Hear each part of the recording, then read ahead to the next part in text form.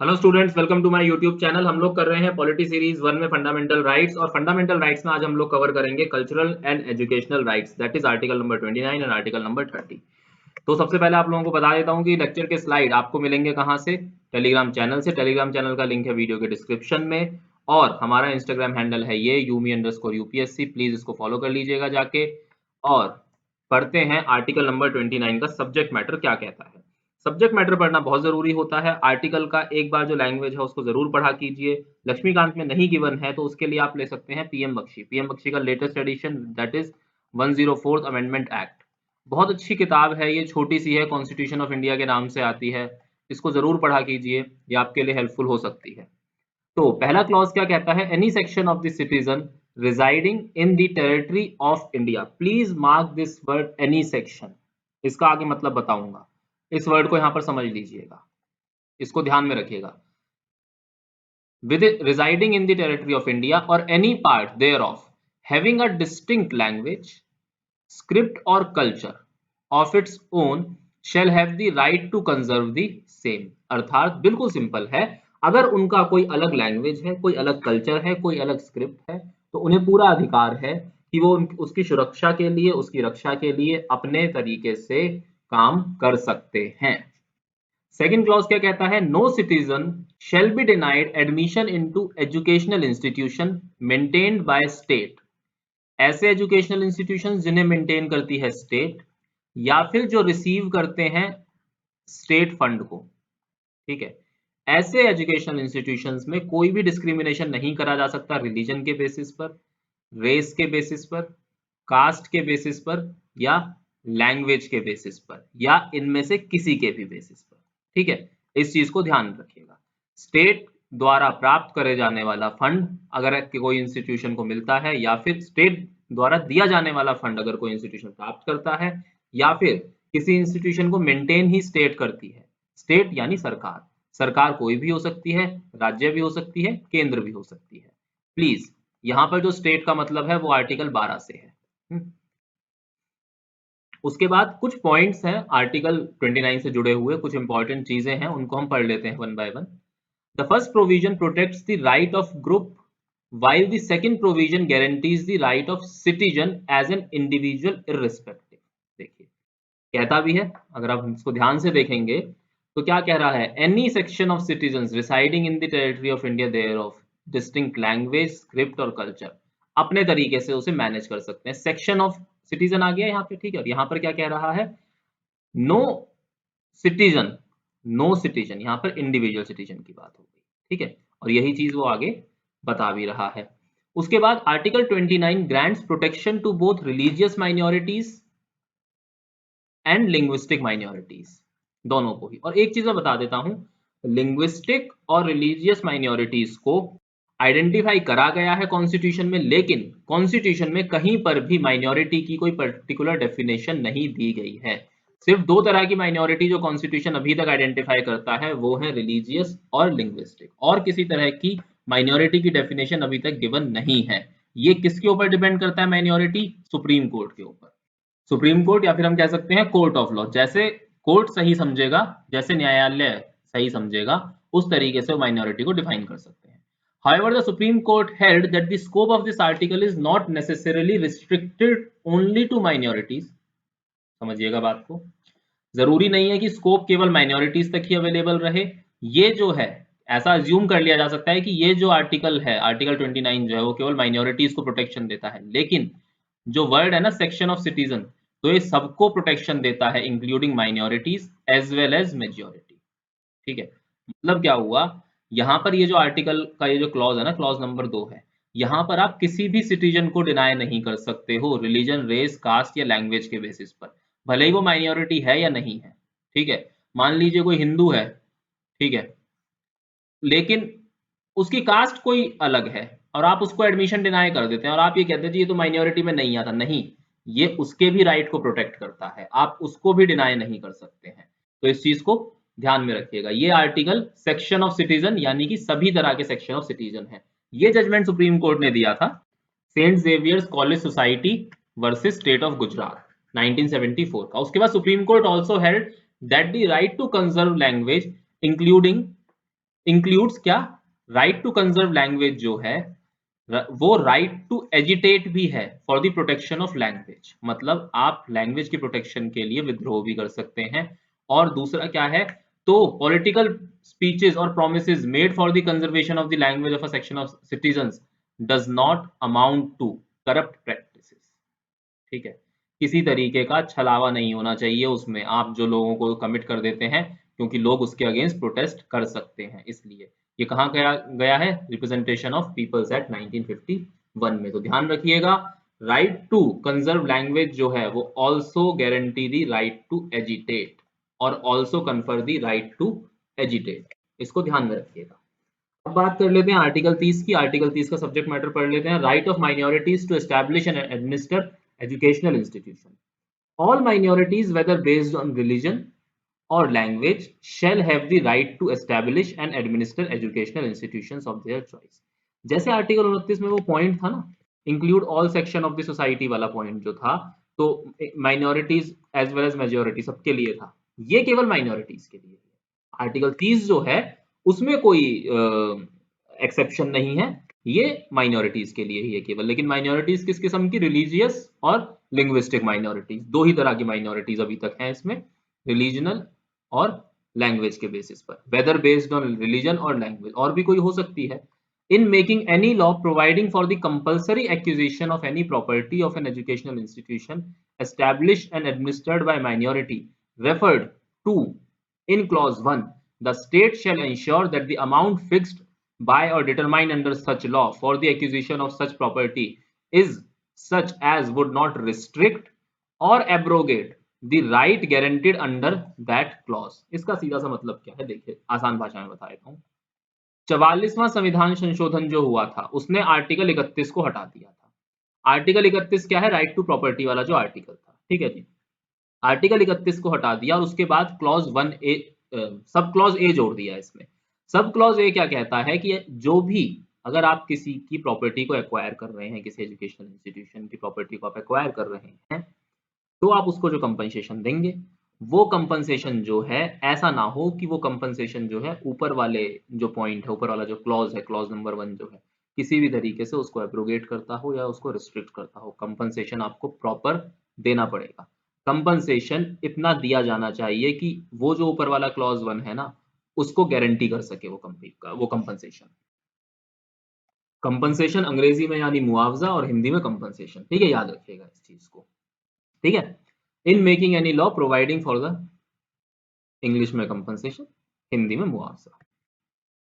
The state shall not in granting aid to educational institution. अब यहां पर देखिए मजेदार चीज, भाई माइनॉरिटीज को तो राइट है कि वो अपने एजुकेशनल इंस्टीट्यूशंस को खुद मैनेज कर सकती हैं, एडमिनिस्टर कर सकती हैं, लेकिन सरकार जो है अगर वो ग्रांट दे रही है दो एजुकेशनल इंस्टीट्यूशंस को, तो वो उस ग्रांट में डिस्क्रिमिनेट नहीं कर सकती ये कहकर कि जी इसका तो मैनेजमेंट जो है वो माइनॉरिटी संभालती हैं, ये जो पर्टिकुलर कॉलेज है इसका तो मैनेजमेंट जो है माइनॉरिटी वाले संभालते हैं, वेदर बेस्ड ऑन रिलीजन और लैंग्वेज किसी भी तरीके की हो, ऐसा सरकार नहीं कर सकती। सरकार कोई डिस्क्रिमिनेशन नहीं कर सकती। ये एजुकेशनल इंस्टीट्यूशन ए और ये एजुकेशनल इंस्टीट्यूशन बी, ये मैनेज करता था मेजोरिटी ग्रुप्स और ये मैनेज करती थी माइनॉरिटी ग्रुप्स, ठीक है। अब सरकार आई, सरकार ने कंपनसेशन दिया, तो दोनों को, अगर इसको 50 लाख की एड दे रही है तो इसको भी 50 लाख की एड देगी। और अगर सरकार क्लासिफाई कर रही है, अगर सरकार डिस्क्रिमिनेशन कर रही है, then that discrimination should be rational, ठीक है। पढ़ा था ना reasonable classification, doctrine of reasonable classification article 14 के अंदर, ठीक है। तो वो क्लासिफिकेशन रीजनेबल होना चाहिए कि भाई ये तो जो इंजीनियरिंग कॉलेज है इनको ज्यादा जरूरत है, ये आर्ट्स कॉलेज है इनको कम की जरूरत है, क्योंकि यहाँ पे हैवी मशीनरीज प्रोक्योर करनी पड़ेंगी, बड़े बड़े सॉफ्टवेयर प्रोक्योर करने पड़ेंगे, लेकिन यहाँ पर ऐसा नहीं होगा, ठीक है। तो इस तरीके का कुछ रीजनल क्लासिफिकेशन सरकार को देना पड़ेगा। लेकिन इन केस अगर दोनों ही इंजीनियरिंग एजुकेशन इंस्टीट्यूट हैं तो वहां पर वो चीज काम नहीं करेगी। उसके बाद इसमें जुड़े हुए क्या पॉइंट है, एजुकेशनल इंस्टीट्यूशंस को 3 तरीके से क्लासिफाई करा गया। कैसे, institutions that seek recognition as well as aid from the state, इस तरीके के माइनॉरिटी इंस्टीट्यूशंस जो कि रिकॉग्निशन भी प्राप्त करते हैं सरकार से और एड भी प्राप्त करते हैं सरकार से। दूसरा क्या है, institution that seek only recognition, यानी जो केवल सरकार से रिकॉग्निशन लेते हैं लेकिन एड नहीं लेते हैं किसी भी तरीके का। और तीसरे क्या है, जो ना रिकॉग्निशन लेते हैं और ना ही एड लेते हैं, वो पूरे तरीके से ऑटोनॉमस होते हैं, इंडिपेंडेंट होते हैं। तो अब होगा क्या, जो पहले और दूसरे टाइप के हैं ना, उनके ऊपर क्या है, regulatory powers of the state लगेंगी, मतलब स्टेट की जो रेगुलेटरीज हैं वो उनके ऊपर अप्लाई होंगी with regard to syllabus, prescription, academic standard, discipline, sanitation, employment of teaching staff and so on. मतलब कि क्या सिलेबस उनमें पढ़ाया जाता है, क्या एकेडमिक स्टैंडर्ड्स उनके होने चाहिए, क्या डिसिप्लिन होंगे, सैनिटरी, एम्प्लॉयमेंट, टीचिंग, जो भी कुछ है, व्हाटएवर द स्टफ है, वो रेगुलेशन उसी तरीके से फॉलो होंगे जिस तरीके से स्टेट उन्हें प्रिस्क्राइब करता है। सेकंड थिंग, जो तीसरे वाले हैं, ठीक है, जो थर्ड टाइप यानी जो सी टाइप के जो एजुकेशनल इंस्टीट्यूशन है, उनको इम्यूनिटी है इन वाले रेगुलेशन से, syllabus, prescription, academic standard, discipline, इन सब से उनको इम्यूनिटी है, वो अपने हिसाब से इन सारी चीजों को डिजाइन कर सकते हैं, ड्राफ्ट कर सकते हैं। लेकिन जो जर्नल लॉ ऑफ लैंड है, ठीक है, जर्नल लॉ ऑफ लैंड जैसे कि contract laws, labour laws, industrial laws, tax laws, economic regulations, ये उनको फॉलो करने पड़ेंगे जो सरकार द्वारा स्थापित हैं, जैसा सरकार ने बताया हुआ है वही इनको फॉलो करने पड़ेंगे, ये उनसे नहीं बच सकते हैं। ये एडमिनिस्ट्रेटिव पर्पस के लिए जो ऑटोनॉमी जरूरी है वो इन्हें मिल जाएगी, लेकिन अदर पर्पस के लिए जो कॉन्ट्रैक्ट लॉज हैं, लेबर लॉज हैं, वो स्टाफ अपनी मर्जी का चुन सकते हैं, लेकिन उस स्टाफ के लिए जो लेबर लॉज अप्लाई होंगे, जो इंडस्ट्रियल लॉज अप्लाई होंगे, वो वही अप्लाई होंगे जो सरकार ने निर्धारित करे हुए हैं। उसके बाद secretary of Malankara Syrian Catholic college case 2007 में सुप्रीम कोर्ट ने कुछ चीजें और बताई एजुकेशनल इंस्टीट्यूशन से जुड़े हुए, माइनॉरिटी एजुकेशनल इंस्टीट्यूशन से जुड़ी हुई कुछ जजमेंट सुप्रीम कोर्ट ने और दी। Right of minorities to establish and administer educational institution of their choice comprises of the following right, क्या क्या, conduct and manage the affairs of the institution, वो अपने इंस्टीट्यूशन के अफेयर्स को कंडक्ट या मैनेज कर सकते हैं। To appoint teaching staff and non teaching staff as well, अपनी चॉइस का, अपनी पसंद का टीचिंग स्टाफ भी रख सकते हैं और नॉन टीचिंग स्टाफ भी रख सकते हैं, उनके ऊपर किसी भी तरीके की कोई पाबंदी नहीं होगी, वो अपनी पसंद का जैसा उन्हें सही लगे वैसा स्टाफ वो रख सकते हैं। और दूसरा, वो सही एक्शन भी ले सकते हैं अगर वो स्टाफ ठीक से अपना काम नहीं कर रहा है, अपनी ड्यूटीज को फुली डिस्चार्ज नहीं कर रहा है, तो जो एक्शन वो लेना चाहें वो ले सकते हैं। उसके बाद to admit eligible students of their choice and set up a reasonable fee structure, अपनी पसंद के स्टूडेंट्स को एडमिट कर सकते हैं, एलिजिबल स्टूडेंट्स को। उसके बाद to use its properties and assets for the benefits of the institution, अपनी प्रॉपर्टी का अपने इंस्टीट्यूशन की भलाई के लिए वो लोग इस्तेमाल कर सकते हैं। उसके बाद पॉइंट नंबर 2 क्या कहता है, the right conferred on minorities under article 30 is only to ensure equality with majority. यहां पर इस पॉइंट को बहुत ध्यान से समझिएगा, बड़ा कमाल का पॉइंट है ये, ठीक है, रिवर्स इंजीनियरिंग ना हो जाए कहीं, कहीं ऐसा ना हो कि आप माइनॉरिटीज को प्रोटेक्ट करते करते मेजॉरिटी के राइट्स को जो है एब्रोगेट कर दें, ऐसा नहीं होना चाहिए। ये जो ऊपर हमने जितनी भी सुविधाएं दी हुई है ना, सुख सुविधाएं जो दी हुई हैं, वो सिर्फ ताकि मेजॉरिटीज के साथ उन्हें इक्वालिटी मिल सके इसलिए दी हुई है, not intended to place minorities in more advantageous position. ऐसा ना हो जाए कि माइनॉरिटीज जो हैं वो खुद को ज्यादा एडवांटेजियस पोजीशन में पुट कर दे, ऐसा होगा तो वो ब्रीच ऑफ आर्टिकल नंबर 30 हो जाएगा vis-a-vis the majority. The general laws of the land relating to national interest, national security, social welfare, public order, morality, health, sanitation, taxation, etc. applicable to all will equally apply to minority institutions also. मतलब ये है कि minority institutions को उतने ही अधिकार दिए जाएं या वो अपने अधिकारों का उतना ही इस्तेमाल करें कि वो किसी दूसरे के साथ कोई डिस्क्रिमिनेशन ना कर रहे हैं। उसके बाद तीसरा पॉइंट क्या है, the right to establish and administer educational institution is not absolute, ये राइट एब्सोल्यूट नहीं है, सरकार उनसे रेगुलेशन का हक छीन भी सकती है। कब कब छीन सकती है, there can be regulatory measures for ensuring educational character and standards and maintaining academic excellence, educational character को मेंटेन करने के लिए, स्टैंडर्ड्स को और एकेडमिक एक्सीलेंस को मेंटेन करने की अगर बात आती है, वो उन पैरामीटर्स पर एजुकेशनल इंस्टीट्यूशंस खरा नहीं उतर रहा है, तो सरकार उसका रेगुलेशन अपने हाथ में ले सकती है। Regulation made by state concerning generally the welfare of students and teachers, regulation laying down eligibility criteria, qualification for appointment, condition of service, उसके बाद prevent exploitation, operation of employees and prescribing syllabus and curriculum of study, ठीक है, इन सारी चीजों को सरकार चाहे तो रेगुलेट कर सकती है। अगर वो एजुकेशनल इंस्टीट्यूशन सक्षम नहीं है सही तरीके की शिक्षा को प्रदान करवाने में, तो सरकार उसका जो कंट्रोल है वो अपने हाथ में ले सकती है। Such regulations do not in any manner interfere with the right under article 30A। मतलब आर्टिकल 30 के जो क्लॉज 1 के तहत जो राइट दिए गए हैं वो उसका एब्रोगेशन या ब्रीच नहीं करता है। देख लेते हैं ये वाला जो राइट है क्लॉज 1 का, उसका इंटरफेरेंस उसका ब्रीच नहीं होगा इससे। चलिए जी आगे देखते हैं पॉइंट नंबर 4 क्या कहता है। पॉइंट नंबर 4 कहता है subject to the eligibility and conditions qualifications prescribed by the state being met the unaided minority educational institutions. देखिए eligibility conditions qualifications prescribed by the state being met मिलने चाहिए कौन से में, जो पहले दो तरह के थे। लेकिन अगर अनएडेड माइनॉरिटी एजुकेशनल इंस्टीट्यूशंस हैं तो वो अपने हिसाब से नियम तय कर सकते हैं स्टाफ को, teaching staff as well as non teaching staff को अपॉइंट करने के लिए अपने हिसाब से वो नियम बना सकते हैं। Extension of aid by state does not alter the nature and character of the minority educational institutions.